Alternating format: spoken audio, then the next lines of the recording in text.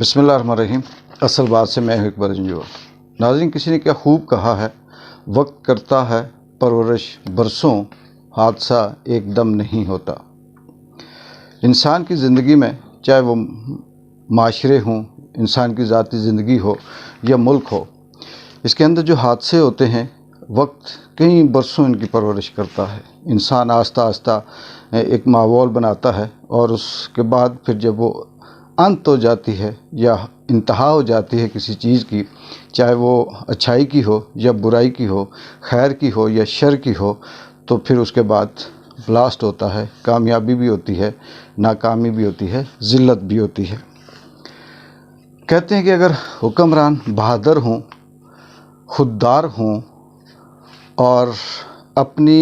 عوام کی، اپنے ملک کی وفادار ہوں تو کسی کی جرت نہیں ہے کہ کوئی میلی آنکھ دیکھ سکے۔ اسی طرح سے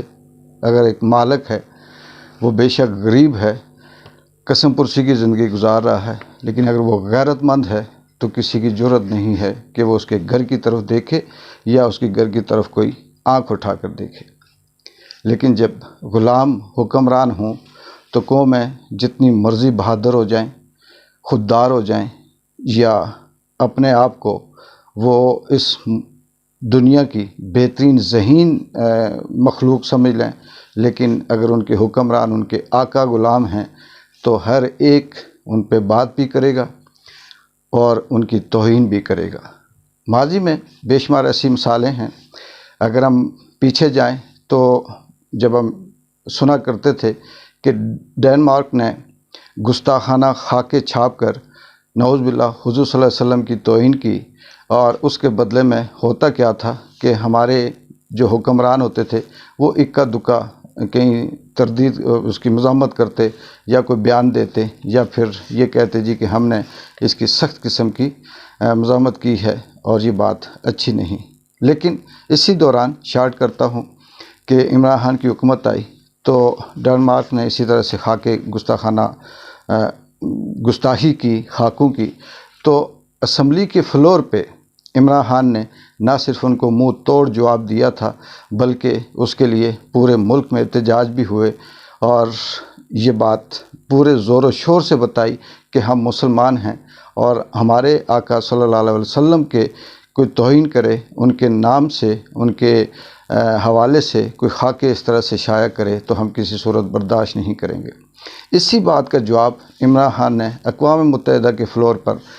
پونا گھنٹہ تقریر کر کے اسلام فوبیا کے نام سے بات کی تھی کہ ہم مسلمان ہیں، ہم ایک اللہ کو ماننے والے ہیں اور ہمارے نبی صلی اللہ علیہ وسلم آخری نبی ہیں، ہم تمام نبیوں کی عزت کرتے ہیں، احترام کرتے ہیں، لیکن ہم یہ برداشت نہیں کریں گے کہ کوئی ہمارے کتاب قرآن کی یا ہمارے نبی کی توہین کرے۔ اگر وہ کرے گا تو ہمارے پاس ایک ہی راستہ ہے کہ ہم اپنی شہادت سمجھتے ہیں، اس کے راستے پہ شہید ہونا یا جان دینا۔ اس کے بعد جتنا عرصہ عمران خان کی حکومت رہی، دنیا کے کسی ملک کی یہ جرت نہیں رہی کہ وہ اس طرح کی کوئی بات کرتا یا کوئی اس طرح کی حرکت کرتا۔ پھر اسلام فوبیا کے نام پر یہ عمران خان کی کاوش تھی کہ اس نے اقوام متحدہ کے اندر یہ قرارداد پیش کی اور اس لیول پہ اس ایشو کو لے کے آئے کہ پوری دنیا میں اب عالمی دن اسلام فوبیا کے نام سے منایا جاتا ہے۔ لیکن بدقسمتی کہ عمران خان کی حکومت کو ہٹا کر جو رجیم چینج کے بعد جتھا یہاں پہ مسلط کیا گیا، غلاموں کی بدترین جو مثال تھی وہ اس ملک کے اندر قائم کی گئی، تو اس کے بعد پھر ان ہی ملکوں کو، چاہے وہ ڈنمارک ہو، سویڈن ہو یا کوئی اور اس طرح سے ملک ہو، انہیں پھر جرت ہوئی، انہیں پتہ چلا کہ یہ غلام ہیں، یہ بکاؤ لوگ ہیں اور یہ صرف اور صرف اپنے پیٹ کے پجاری ہیں، تو قرآن مجید کو جلانے کی نعوذ باللہ پھر سے توہین کی گئی۔ ہماری بدقسمتی کہ پاکستان میں 13 سیاسی جماعتیں، جس میں مذہبی جماعتیں، اپنے آپ کو علماء کہنے والے، اپنے آپ کو اسلام کا فتویٰ دینے والے، عمران خان کو یہودی ایجنٹ کہنے والے اور خود کو اسلام کا ٹھیکیدار کہنے والے، ان کے منہ سے اتنی جرت نہیں ہوئی کہ وہ اس قرآن مجید کے جلانے کے جو توہین ہمیز جو عمل ہوا اس پہ ایک لفظ کہہ سکتے، اسمبلی کے اندر کہہ سکتے یا کسی طرح سے اس کا کوئی احتجاج کرتے، کیونکہ یہ اللہ تعالیٰ نے ان کے دلوں پہ مہر لگا دی اور ان کو صرف اور صرف لالچ ہے، اپنی ہوس ہے، اپنی کرسی کی، اقتدار کی، اور ان کے ذہن میں صرف اور صرف یہی تھا کہ ہم کسی طرح سے اس جھوٹ، فسطائیت، ظلم، جبر کر اس ملک پہ قابض رہیں اور اس کے جو خزانے ہیں اس کو ہم لوٹتے رہیں جیسے ماضی میں لوٹتے رہے۔ یہ بھی اللہ تعالیٰ کی طرف سے اعزاز ہوتا ہے کہ اللہ کس شخص سے کیا کام لیتا ہے۔ اچھائی کا کام جو کرنے والے لوگ ہوتے ہیں، اللہ تعالیٰ نے ان کی ذمہ داریاں لگائی ہوتی ہیں۔ وہ عمران خان جس کو اس پاکستان کی تمام طاقتوں نے مل کر اقتدار سے ہٹایا، اس کے بعد 200 سے زیادہ اس کے اوپر FIR کاٹی، الزام لگائے، اسے مارنے کی کوشش کی گئی، متعدد بار اٹیمپٹ کی گئی اسے قتل کرنے کی، اور پھر جو ہو سکا اس کے خلاف کیا۔ اس کا نام لینا انہوں نے مناسب نہیں سمجھا، تمام میڈیا چینل پہ، الیکٹرانک میڈیا پہ اس کا نام لکھنا، اس کا بیان شائع کرنا، اس کی بات کرنے تک کو انہوں نے پابندی لگا دی۔ لیکن اللہ نے اسی سے کام لینا تھا، وہی عمران خان جس کا تمام میڈیا پہ پابندی تھی، اس نے اس قرآن مجید کو جو جلانے کا واقعہ ہوا اس پہ نہ صرف مذمت کی بلکہ یہ اعلان کیا کہ پورے ملک میں 7 جولائی کو احتجاج کیا جائے گا اور یہ بتایا جائے گا دنیا کو کہ ہم اس طرح کی کوئی بات نہیں مانتے۔ جب عمران خان نے یہ اعلان کیا تو اس ملک کی لالچی، فسطائیت، غلام اور انتہائی کرپٹ قسم کے جو لوگ تھے، جو حکمران تھے، ان کے اندر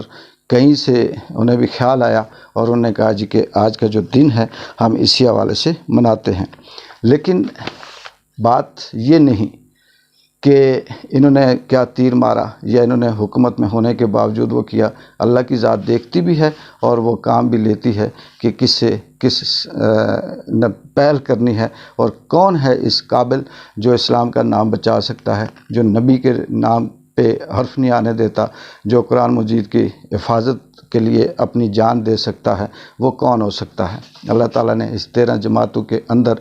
کیا اسلام کے ٹھیکیدار تھے، کیا علماء تھے، کیا مولانا صاحب تھے، کسی کی جرت، کسی کے حصے میں یہ کارنامہ نہیں دیا، اور آخر وہ عمران جس کو یہودی ایجنٹ کہتے ہیں، اللہ نے اسی کو چنا۔ اور اس ملک میں آج جو ریلیاں نکلی، جو احتجاج ہوئے،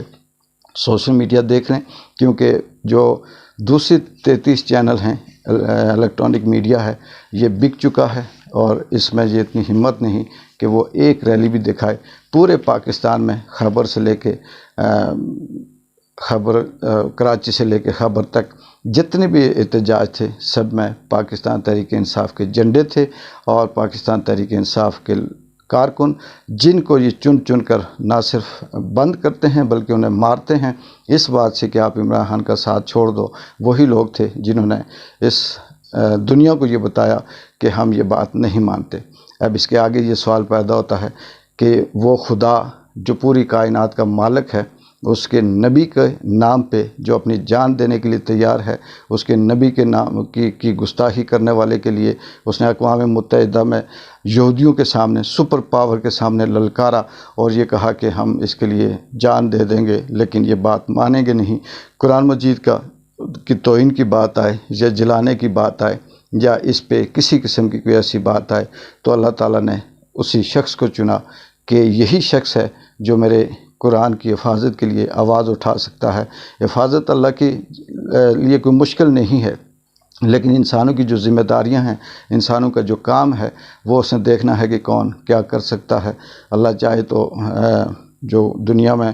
غلام تھے ماضی کے اندر ان سب کو آزاد کر دیتا، لیکن اس کا بھی ایک امتحان ہے، اس کا بھی ایک پروسیس ہے۔ اس پروسیس سے عمران خان کو اس نے چنا، اور کیا یہ لوگ پھر مل کر عمران خان کو شکست دے پائیں گے؟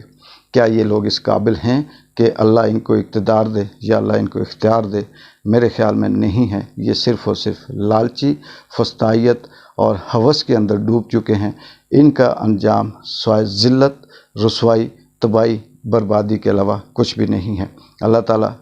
ہمارے دین کی، اسلام کی، مذہب کی، نبی پاک صلی اللہ علیہ وسلم کی، ہمارے قرآن کی حفاظت خود بھی کرے اور ہمیں بھی یہ توفیق دے، ہمت دے کہ ہم اس کی حفاظت کے لیے اپنی جو دل و جان سے جو کوششیں ہم کر سکیں اور رہتی دنیا تک یہ سارا اسلام رہے، یہ نبی پاک صلی اللہ علیہ وسلم کا نام رہے، قرآن مجید رہے۔ اور اقبال جنجو کی اجازت دیں، اللہ حافظ۔